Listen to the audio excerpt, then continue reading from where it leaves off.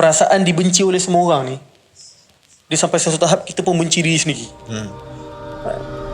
Sakit ni. Itulah orang kata kadang-kadang kan mental health seseorang anak tu kadang-kadang kat rumah dah okey, tapi kat sekolah pula terkena bully dan sebagainya kan. Macam Ustaz adalah salah satu contoh di mana boleh berlaku juga. Dan saya tak cerita benda tu kat mak ayah saya dulu.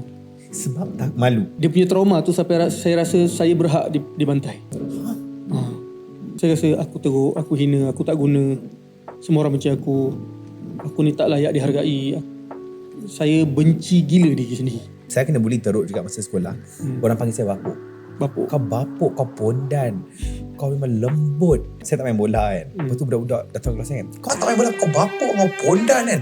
Itu kan orang caw dia, saya terus di bawah meja menangis. Dan saya pun macam Ustaz, saya tak bagi tahu mak ayah saya sebab saya malu.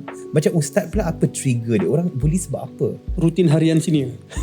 Oh, dia orang masuk ke regi. Macam tu lah. Asrama? Asrama. Saya rasa tak semua orang kena lah. Dan saya antara orang yang kena. So benda tu membuatkan saya lebih overthinking. Kenapa aku je? Kenapa dia je? Kenapa tak semua orang kena? Oh, maknanya aku antara orang-orang yang dibenci oleh sendiri lah. Perasaan dibenci oleh semua orang ni, dia sampai satu tahap kita pun benci diri sendiri. Sakit ni, menyakitkan. Dan kenapa saya tak bagi tahu mak ayah saya? Sebab saya anggap benda tu salah saya sendiri. Padahal tak salah pun. Kita ni mangsa je kan. Betul. Saya selalu tengok satu benda tu dari sudut positif. In positive way, Alhamdulillah, selepas tu saya berubah. Dan dari sudut psikologi kan, saya pernah baca, orang cakap orang yang kena bully ni, dia ada dua outcome berbeza tau.